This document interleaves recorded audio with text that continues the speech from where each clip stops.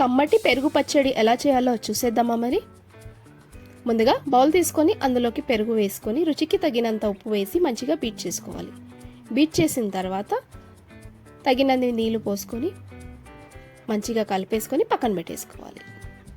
ఇప్పుడు స్టవ్ మీద ప్యాన్ పెట్టేసి ఆయిల్ వేసి హీట్ అవ్వగానే మెంతులు, ఎండుమిర్చి, జీలకర్ర ఆవాలు, అలాగే ఇంగువ, పచ్చిమిర్చి, ఇంకా అల్లం చిన్నగా కట్ చేసుకొని వేసుకోవాలి. ఇది ఒక హాఫ్ మినిట్ అలా ఫ్రై చేసుకున్నాక ఇందులోనే కరివేపాకు, ఆనియన్స్, టమాటా ముక్కలు వేసి ఒక హాఫ్ మినిట్ జస్ట్ అలా హై ఫ్లేమ్లో టాస్ చేసుకొని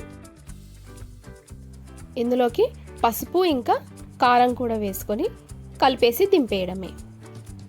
మన పెరుగులోకి యాడ్ చేసుకోవాలి. అంతే, ఎంతో టేస్టీ అయిన పెరుగు పచ్చడి రెడీ.